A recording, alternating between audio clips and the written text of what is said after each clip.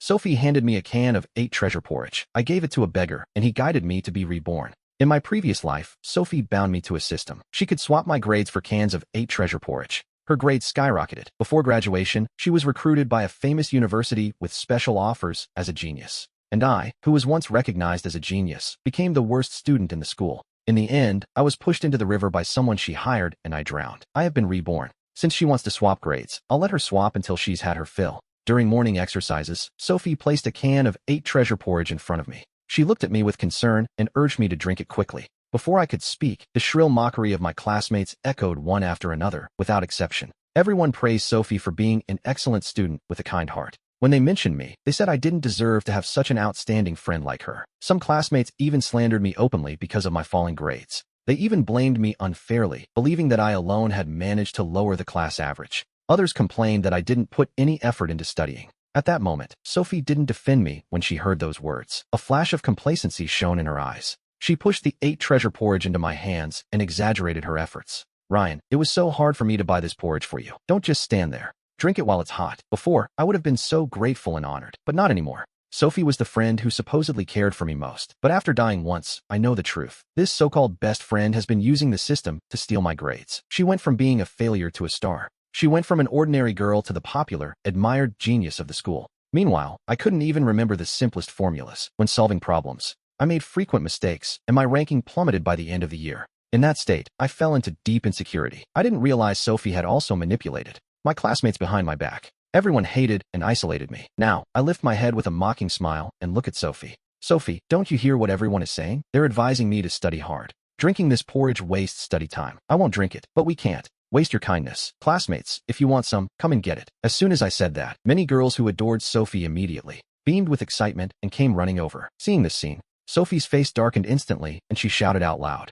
"No, this is for Ryan. It's for a student with low grades." A heavy-set boy pushed through the crowd, drooling and muttering that it shouldn't be wasted. He wanted to take the porridge for breakfast, but Sophie felt like she had a lump in her throat. She knew this boy's grades were the worst in the entire grade level, and her face turned red with anxiety. Every cell in her body resisted him. A bold idea struck me. Would the exchange system still activate if someone else drank the porridge? Suddenly, Sophie feigned being hurt, her eyes reddening and her voice turning sharp. "Ryan, you don't have to drink this porridge, but why must you be like this? Then to trample on my sincerity? I bought you this 8 treasure porridge to nourish you out of kindness. But you gave away something I gave you. What a disappointment. What you've done is no different from the snake in the fable of the farmer and the viper." My classmates, who were fighting for the porridge just a moment ago, instantly calmed down and looked at each other, not knowing what to do. Finally, with unanimous anger, they pointed their fingers at me, threatening me to apologize quickly to Sophie. Otherwise, they'd teach me a lesson. Everyone raised their fists, eager to try. At that moment, a line of student council members in uniforms suddenly entered the hallway. The girl leading the line had long hair, and her name was Lily. I recognized her immediately. She was the one they called the hateful joke. She topped the campus honor roll at the same time I did when we first enrolled. At first, when she saw me, she looked at me with admiration because my grades were unusual. It was her friend who told her to take it back. After that day ended, she waited for me for a long time because she wanted to exchange study methods with me, but Sophie deliberately stopped me. Now, Lily walked toward our class with the rest of the members, with everyone's eyes fixed on her. Lily's voice was light like crushed ice. She didn't say much, just a few words, but the boys below couldn't help but cover their mouths, feeling deeply moved. In about 2 weeks, a school-wide academic competition will be held. The final winner will have the chance to secure a recommended spot at a prestigious university. Interested students can sign up. Give me a registration form, please. Sophie stood up immediately. She flashed her most beautiful smile. Sophie generously approached Lily and deliberately leaned forward, making physical contact with her before standing back up. When they met, Lily smiled and instinctively took 2 steps back. I watched as Sophie, however, looked up with deep eyes and innocently told Lily she didn't understand the contest rules. She asked Lily to teach her personally. Lily blushed for a moment being watched like that. I nodded as Lily and her group left, and my classmates finally started reacting. They began a lively discussion, saying Lily always takes first place in every exam. Whoever is with her will definitely see a drastic improvement in their grades. Sophie sat in the classroom, dreaming of that academic boost. Oh, how exciting. They say her family is also particularly wealthy. They drop her off and pick her up in a Rolls Royce. She's a genius and the school beauty. She's not just the dream of every young man, but a pure, genius-level girl. I really want to be with her and get into the same university. I listened to this, arching my eyebrows in disdain. A moment ago, I saw Sophie chase Lily to the door to get her contact info. At that moment, I took an exercise book and left. Sophie sat in the classroom, flipping through it. Then she lowered her head and looked at her mock exam results. It seems her math score still isn't high enough, and she made mistakes in English reading comprehension. I must secure a spot so that Lily takes the initiative to be with me. I muttered to myself. Suddenly, I raised my head and looked at Sophie. At that moment, the class bell rang. Sophie fixed her eyes on me again. She insisted I drink that can of 8 treasure porridge and then quickly ran back to her seat. I responded with a smile. Then I turned to look at a figure rummaging through a trash bin. I saw someone through the window. It was a homeless person with a wise gaze, though her mouth was twisted, and she drooled often. Her face was covered in dark spots. This homeless woman had suffered a car accident that damaged her brain. Everyone pitied her, so they allowed her to come to the school to collect useless household trash. I think she has an intellectual disability now, and surely wants to be smarter. So, after school, I found that person near the building. I handed the homeless woman the 8 treasure porridge and some bread. She took them and began swallowing them greedily. I was about to turn around to leave, but the homeless woman stopped me. I turned back, and she pressed a handful of crumpled coins into my hand. Kid, take this money. Thank you. Thank you so much. I'm embarrassed. It's all the money I have. The homeless woman searched frantically through her pockets. She smiled at me, showing her teeth. Something touched my heart suddenly. It had been a long time since anyone showed me such kindness. Without a word, I pulled out $200, forced them into her hand, and then ran away. In one breath, I reached the kiosk behind the school. Suddenly, I felt my mind becoming much clearer. Formulas I couldn't remember before were now vivid in my head. I pulled out my old notebook of mistakes and flipped through it. Unexpectedly, I discovered that the solutions to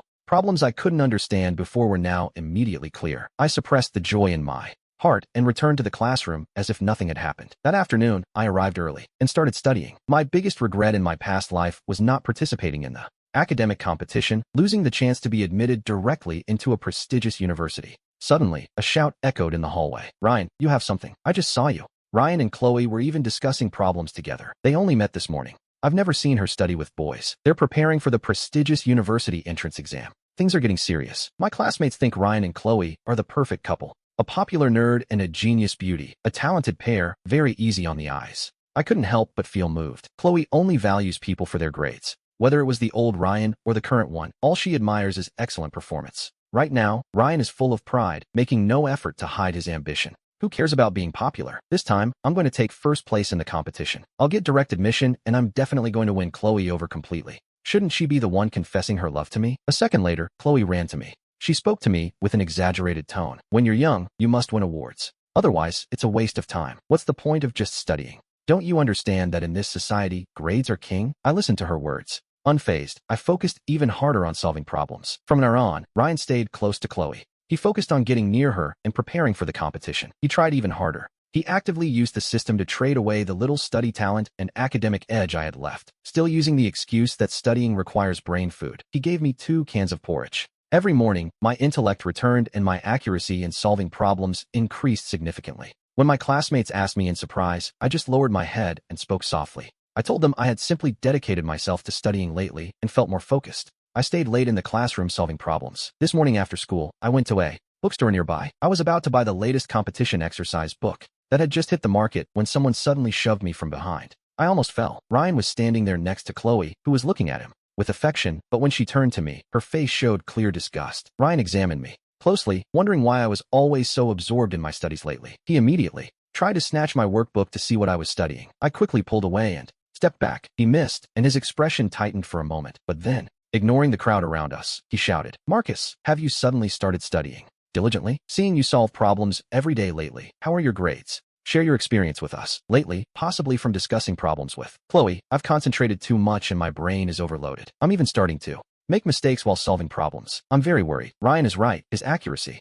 in solving problems has dropped significantly. He's even starting to confuse basic concepts. It seems Chloe might be hiding her true feelings about this. He doesn't play around, and I appreciate his nature. It offers a mixed dynamic. He returns to his senses. Tell me why you're acting like this. Chloe seems to be paying a high price for her choices. Is this bizarre? Wow. Chloe, as student council president, is known for her temper. I said me? Pick on her? Why would I apologize? You're just jealous of Ryan's good grades and his guaranteed university spot. That's why you're using chemistry against her. She's kind enough to share study methods, but you reject her and isolate her. How can your heart be so wicked? Let's go. It's pointless to sink to the level of this academic loser. You're too kind, Chloe. Marcus just has bad grades and a bad reputation. Chloe looked at me with deep disgust. As they were about to leave hand in hand, I stepped in and blocked them. Funny how you mock my grades, isn't it, Chloe? Remember what you said today. I don't envy anyone because I have confidence in myself. I am the best. People laughed, and in my excitement, I dropped my workbook, revealing pages filled with complex solutions and mock exams. Chloe seemed stunned for a moment. She moved her lips, but said nothing, leaving with Ryan. That afternoon, while everyone was sleepy, Ryan walked in with large packages to hand out desserts. He pointed out that one box costs over $300. I noticed Ryan was wearing an old watch, but he proudly showed off a new $4,000 one with a sweet smile. This $4,000 watch is nothing. Chloe and I eat at 5-star restaurants now. Our meals cost more than this watch. Oh, and Chloe said she'll buy me a car soon. Hearing Ryan call Chloe so intimately, our classmates teased them. They said a power couple was in the making, both headed for top universities. Someone asked for the real gossip. When asked about joining Chloe for the competition, he just smiled dismissively. Ryan handed out desserts to everyone, but skipped me. I know he's trying to embarrass me on purpose, but I don't care. The mock exam results are coming out. I'm only worried about my ranking after all this effort. I'll buy those desserts myself one day. When the competition comes, I'll be ready. During night study, the class rep, Kevin, came running in. The results are out. The student council is posting them now. This mock exam was full of difficult competition questions. I failed so much. I'm not sure I even qualified. I don't deserve to be class rep. Kevin, who always took first place, collapsed at his desk and started crying bitterly. Everyone was startled. His friends tried to comfort him. They figured if even the class rep failed, no one in class would make the finals. The tutor is going to be furious. However, Kevin lifted his head through his sobs to tell everyone the truth. No, there's a dark horse in our class this time. In just a few minutes, everything will change. Ryan stared at her for a long time after they left. My classmates couldn't resist and ran out to check the rankings. To everyone's shock, my name was at the very top. I was first in the entire grade. Second place was Chloe. Before this, she had always been number one. From that day on, Chloe started looking at me differently. She watched my every move, even though we weren't friends. I saw her check my social media. I ran into her in the hallway and could feel her eyes on me. Once, our bikes almost collided. I just focused on riding fast. It felt like she was chasing me down to talk. Maybe because everyone is focused on studying now, the rumors about Chloe and Ryan have died down. This noon, after giving food to a homeless man, I went to the dorm to sleep. It was a very difficult day. It was a very difficult day. It was a very difficult day. It was a very difficult day. It was a very difficult day. It was a very difficult day. It was a very difficult day. It was a very difficult day. It was a very difficult day. It was a very difficult day. Everything was about to be consumed by the chaos that was coming. They suddenly exploded. In that moment, Ryan's face, covered in panic and blood, looked unrecognizable. I had nowhere to hide. My mind, which was usually clear, became chaotic. Even the most basic concepts got jumbled, and I gripped the pen in my hand until my knuckles turned white. But my usual appearance as a scholar and school heartthrob, safe and confident, was completely different now. My legs grew weak, and I crouched on the floor. I clutched my head tightly with both hands and screamed at the top of my lungs. The comments below were stimulating. Phone shutters clicked continuously. Every single eye in the room was fixed on Ryan with shock, with contempt, with curiosity, but without a shred of compassion. And in this moment, I took the competition exam from the table and began to answer the questions. The tip of my pen glided quickly over the paper with clear and fluid thoughts. Each step to solve every question. It was neat and standardized, so exquisite that the surrounding noise faded away a little. I just looked coldly at Ryan, who was crouched on the floor, breaking down. At the same time, Chloe, standing in the back, just stood there, her gaze fixed on my fluid way of solving the problems. In disbelief, she rigidly approached Ryan, wanting to ask him something several times. But in the end, she said nothing. Just then, Ryan suddenly stood up. With messy hair and bloodshot eyes, he stood up. His already confused thoughts grew even worse due to the intense emotional fluctuations. His poisonous gaze locked onto me, like a cornered beast on the edge of the abyss. Do you think you've won, Marcus? You won using dirty tricks. Your grades are stolen, Ryan screamed hysterically. Instantly, his voice drowned out the surrounding discussions. Before I could speak, he acted like a madman. He pulled out his phone and connected it to the I used the big screen to project several photos, one by one, showing them to everyone and shouting to the crowd, look everyone, here's the proof. He used to be an academic failure. He couldn't even solve simple multiple choice questions. Now, suddenly, his grades improved. He is definitely cheating in secret, isn't he? Don't forget he's been buried in his writing lately. He's just making cheat sheets. Not only that, but he also hid my study materials, stopping me from remembering the key points. Everyone's eyes landed on the photos on the big screen. In the first photo, a boy wore the clothes I usually wear, head down, sneaking stealthily into the school print shop, and the boy in the other photo is also wearing the same clothes as before, this time entering Ryan's dorm. When he came out, he had a pile of documents in his hand. Ryan knows me inside out, even the collection of competition problems I have to review every day. This is the proof that he stole my problem set and hid my documents. My classmates watched closely, seeing nothing. They began to mutter. Voices of doubt echoed instantly. The situation that originally favored me began to waver again. In that moment, Professor Yin frowned hard. His gaze toward me was full of hesitation and confusion. Without rushing, smiling, I approached Ryan. Standing beside him, I told the classmates and judges, let everyone see. Clearly, this photo has a timestamp. It's last Wednesday at 3 in the afternoon. And that afternoon, I was in the tutor's office asking for a permission slip because the day before I had a fever and requested leave, but couldn't get the slip in time. My tutor is in the office building right now if I need to ask him to come confirm it. Also, I haven't been to either of these two places. I suspect this photo is photoshopped. You're lying. You just can't prove your innocence. You just say it's Photoshop, Ryan shouted. Then I say it was AI generated. So you admit it? You synthesized these photos with AI. Stop defaming me. Since the matter isn't resolved, why don't we leave it in the hands of the police? I'll call them right now and ask for professional technicians to help me authenticate these photos and determine if they're fakes. I didn't say another word. I pulled out my phone and called the police. Ryan tried to flee, but was stopped by student council members maintaining order. The police arrived quickly. They brought technicians to perform a demonstration on the spot. Captain, those photos provided by Ryan, these photos are certainly fakes. None are real. The officer looked at me. How? Do you want to handle this? If you don't accept mediation, Ryan will be dealt with according to the law. After all, he damaged my reputation in public. I can't tolerate that. Ryan opened his eyes in terror. Seeing my resolve, he knew begging me was useless, so he set his eyes on Professor Yen. He went crying to grab his arm, begging him bitterly to save him. Professor Yen, didn't you say you'd always love me? Do you have the heart to see me bullied? Save me. Don't you want us to go to a top university together? My life can't have a stain like this. The Yen family has many resources. Talk to them quickly. Let me go this time. Everything has a price. He'll be detained and fined. There is no escape from this. Professor Yen, with a strained expression, pulled away with some disgust from Ryan's hand, watching with his own eyes as the police took him away to investigate him. Before getting into the police car, Ryan still threatened me harshly. I won't leave you alone. Afterward, the competition finals continued. The professor took the microphone and announced with extreme seriousness, as everyone can see, the student Ryan maliciously forged evidence and defamed others with atrocious conduct. This does not meet the basic principles of the competition, so his right to participate is formally withdrawn. In my opinion, Marcus is the one truly deserving of our expectations. Ryan still wants to win first place in the competition. I think that is clearly a joke. I have always thought Marcus is great. First place in this competition will definitely be his. I support him. The competition finals ended successfully, and I took first place. I managed to secure a guaranteed spot at a prestigious university. The news that Ryan was disqualified from the competition exploded at school, becoming the main topic of conversation for everyone.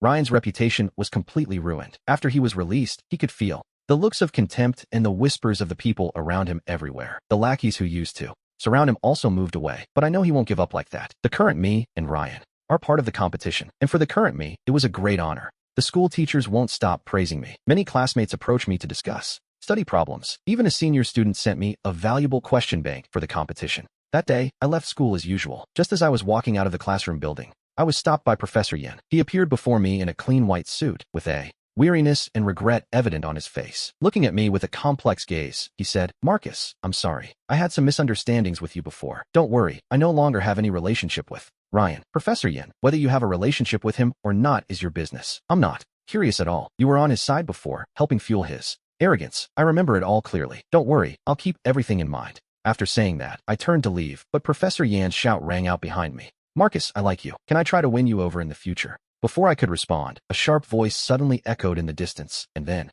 Ryan arrived in front of Professor Yen and me at a full sprint. Looking at Professor Yen with bloodshot eyes, he begged him not to break up, but the professor now feels total disgust for Ryan, who is acting like a loser. I didn't want to get tangled up, so I took advantage of their confrontation and turned to leave. But I hadn't walked far when I saw Ryan walking toward his residence at a normal pace. What I didn't expect was that, just as I reached the door of the residence, something fell on me. A basin of dirty water fell from the sky, splashing me mercilessly. My clothes were completely soaked, and dirty water ran through my hair, dripping onto the ground. The cold spread instantly through my body. At that moment, Ryan was leaning out of the window of the dormitory with a malicious smile on his face. He raised his voice deliberately, loud enough for the passing classmates to hear him clearly, falsely apologizing to me. Marcus, I'm so sorry. I accidentally slipped in. I dropped the bucket of water, but it doesn't matter, since you have good grades now. Even if you get dirty, it won't affect your studies. Unlike me, whose brain has gone stupid, I can't learn anything. I'm not popular anymore. Now everything I do is wrong. His tone was full of sarcasm. He was deliberately pretending to be the victim, trying to create the false impression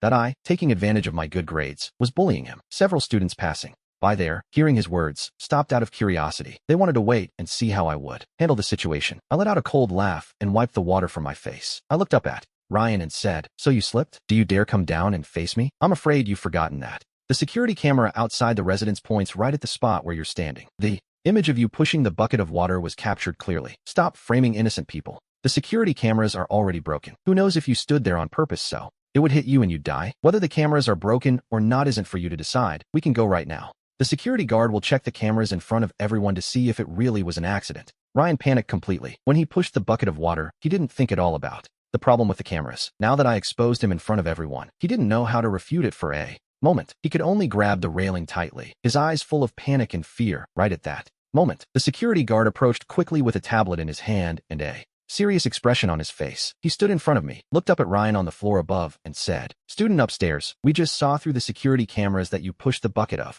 water on purpose to hit someone. The cameras recorded everything in full. This is a very dangerous behavior. Come down immediately. Follow me to the security office for an investigation." As he spoke, the security guard held up the tablet. The screen clearly showed the image of Ryan intentionally pushing the bucket of water. Ryan, standing by the window, felt helpless. His face was as pale as paper. I saw Ryan's expression, and he knew he had lost again, but the resentment in his eyes grew even more intense. He secretly swore to make me pay. I watched Ryan being led away by the security guard, feeling not the slightest bit of pity. Then, I turned around and went into the dorm. I put on clean clothes. Ryan had suffered repeated setbacks, so he began to frantically investigate the system. Finally, he forced the system to reveal a new function. If the host's performance continues to decline, energy will be insufficient. I found a new energy target. If you make him drink a special energy-infused 8 treasure porridge, you can steal his academic talent and achievements, and thus recover your own status. Excellent. The system is still useful. I still have hope. Now the most important thing is to find a suitable new target. So Ryan set his eyes on the second best student in the competition, and that student was my roommate. Justin, there are some things I've been keeping in my heart for a long time. I don't know if I should say them or not. He yielded to me. I mean, Justin is a simple guy. He's introverted and has few friends at school. Ryan used this as his entry point. At this moment, Justin didn't suspect a thing. Nodding at Ryan, he continued, "Actually, you don't know this. I've noticed you since the first day of class. After all, your grades are so good it's hard not to notice you. Since then I wanted to be your friend, but Marcus found me first and wanted to be my friend. That's why I lost the chance to build a good friendship with you. Now, I'm just standing up for justice. You won't be like the others, judging me by my grades, right? Looking down on me. How could I? I'm not that kind of person. Although I also entered the competition, I didn't want to draw attention. It was my bunkmate who signed me up. I can see that you are an honest person. Is it still in time for me to become your friend?" Justin nodded and agreed with a smile. Ryan succeeded in his approach, suppressing the pride and excitement in his eyes. He continued to lure him according to his plan, then sighed deeply, acting like a man of the world. Ryan sat down, and Justin asked him the reason. "Actually, I didn't want to say it. After all, everyone knows now that I've had a fight with Marcus due to a misunderstanding. But I want to save this relationship. It's a coincidence that you're his roommate. Actually, I shouldn't say much in front of you. Are you looking for my help with something? Just say it. As long as it's not too much. Justin, you're very smart. It's true that I want to be your friend. It's also true that I want to ask for your help." Ryan suddenly pulled 2 cans of porridge from his pocket. Justin asked what his intention was. Ryan pretended to show a shy expression. "This is Marcus's favorite 8 treasure porridge. When we were friends before, I often bought it for him to drink. Our classmates saw this with their own eyes. That day, when I saw this porridge, I thought of him and just bought it. Please, give 1 can to him for me. As for the other can, it's my gift for asking your help. Try it." Justin didn't say anything and looked at Ryan a few more times. Ryan quickly added, "We aren't friends now. Just say that you wanted to give it to him. Don't mention me. If he hears I bought it, he definitely won't accept it." Justin didn't know anything about the 8 treasure porridge. Besides, he's kind-hearted, and seeing Ryan beg with teary eyes, he agreed. Ryan's plan was halfway successful, and he almost let his satisfaction show. Afterward, he exchanged some small talk with Justin and left with an excuse. "Justin, I passed by the laundry room just now and saw a bright piece of clothing inside. It looks a lot like the one you lost before. It was just washed and still wet, so I didn't touch it. Go see if it's yours." Justin was surprised and thanked me. He got up and headed to the laundry room. A few minutes later, he entered the dorm with a slight frown. Obviously, he didn't find the clothes I mentioned. I claimed I was mistaken, and he didn't say much else. He looked at the porridge on his desk and gave me a can. This is for you." I said nothing and didn't reach for the can of porridge. I just stared at Justin. Under my gaze, he confessed automatically. "So, the other can of porridge on your desk, did he give you that one too?" "Yes, I haven't touched it yet. I heard you really like drinking this 8 treasure porridge, so I'll give you one too." "No need. Justin, I advise you to check the production date on those." Ryan is greedy for small gains. He always buys products that are almost expired, then keeps them for who knows how long before giving them to me. Before, I drank it because we were friends, but I always got diarrhea. I suffered a lot. Hearing this, Justin quickly went to check the 2 cans of 8 treasure porridge. He held them in his hand and discovered that, indeed, they had expired several days ago. He doesn't know that I actually swapped them in secret while he was heading to the laundry room. "Justin, thank you for being willing to tell the truth. You're too naive. It's easy to be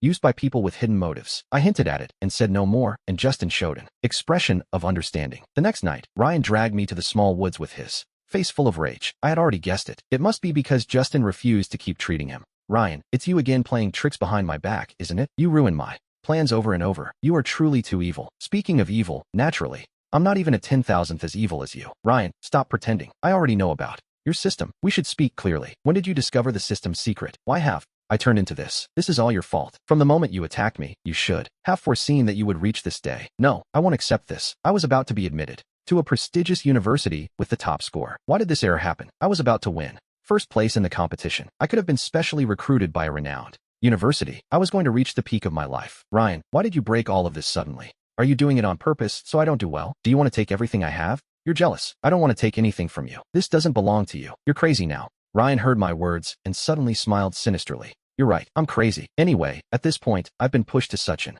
extreme that I've lost everything completely. I remember that river at school. Every year people die. Some people accidentally fall into the water. Ryan, how long do you think it would take for the current to wash your body away if I make a mess of you? What if I throw you in there tonight? As soon as he finished speaking, several thugs with hair dyed in various colors suddenly appeared behind him. They approached me. Ryan's eyes were practically spitting fire. I smiled. I held up my phone. The screen showed that I was on a call, and the other side showed 911. Fortunately, the police arrived just in time. Ryan and his group were given silver handcuffs. I heard that later, during the interrogation. He kept talking about systems and things like that. They sent him for a psychiatric evaluation and immediately sent him to a mental hospital. Not long after, news arrived from the mental hospital saying that Ryan was lucid. He was always screaming that he wanted to see me. The next morning, I took a taxi to the mental hospital just to see with my own eyes Ryan's miserable state. The visiting area of the mental hospital was depressing. The smell of disinfectant stung my nose. I had barely sat down in the chair when Ryan suddenly jerked his head up. He wore a washed-out, wrinkled blue and white patient uniform.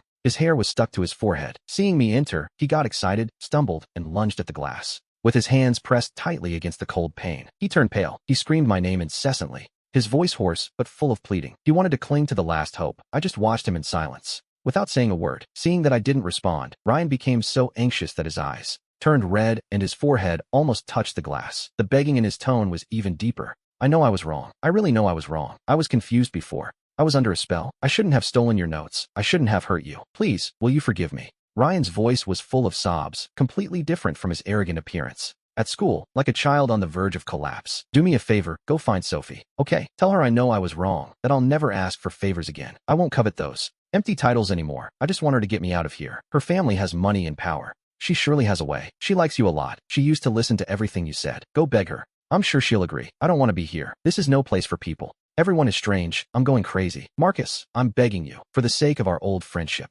Save me, friend. Ryan, when did you ever consider me a friend? Since you used the system to bind me? Since you stole my notes with that 8 treasure porridge? Since you conspired with my classmates to isolate me, watching how I went from being a genius to a failure? Or since you found someone in my past life to hurt me? My gaze was a sword that cruelly pierced through his disguise, demolishing it. He recoiled sharply. He stared at me, his originally refined voice suddenly rising with a touch of hysteria. It's your fault. It's all your fault. That's why I've become this. It's all your fault. Marcus, it's all your fault. If you weren't so ungrateful, if you hadn't accepted my porridge, how would my system have been deactivated? How would I have gone from being a genius loved by everyone to being like I am now? If you hadn't surpassed me in everything, if you hadn't constantly challenged me, how was I supposed to not make you my target? The more Ryan spoke, the more agitated he became, his chest heaving violently. He looked like a raging madman, and all because you acted so interesting in front of him. If you hadn't shown off on purpose, how would he have realized who I am? How could he have ignored me? You destroyed everything I had. You ruined my future. You turned me into a madman. You're a curse. You bring me nothing but bad luck. He slammed against the glass again. He struck his forehead hard against it, making a dull thud, but he seemed to feel no pain. He just screamed in rage with bloodshot eyes. I could have had it all. The top university, a bright future, and Sophie too. All of it was mine. It's you. You snatched it all away. I hate you. Marcus, I hate you. If not for you, how would I have ended up like this? Even if I die, I won't let you escape. Everything you've lost isn't my fault. It's your own greed. Your hypocrisy. Your lack of scruples. You destroyed yourself. It has nothing to do with anyone else. But even now, you still don't repent. I have nothing more to say to you. And don't ask anyone to send me messages. Sophie won't come to save you because she realized who you really are long ago. My words were the final straw, shattering the last of his sanity. He pounded the glass frantically. He screamed and cursed, his voice full of despair and resentment, until the nurses who heard the noise came running over. They held him down firmly as he resisted, kicking and punching. His eyes remained fixed on me, like poisoned knives, repeatedly muttering under his breath, "Marcus, I won't let you escape. I'll kill you." The nurses dragged him away with difficulty, his screams gradually fading, and the visiting area fell silent once again. On the glass, his handprint still remained. I turned around and left. I walked out of the asylum, and the sun shone down on me, warm and dazzling. At the distant bus stop, a homeless man was sitting under the shade of a tree. As soon as he saw me, he smiled immediately, showing a grin. He looked so naive. He still had the bread I gave him last time in his hand. Compared to before, his condition had improved a lot. At least he wasn't drooling anymore. After that day, I moved away from this city. I started a new life without anyone bothering me. I never saw Ryan again.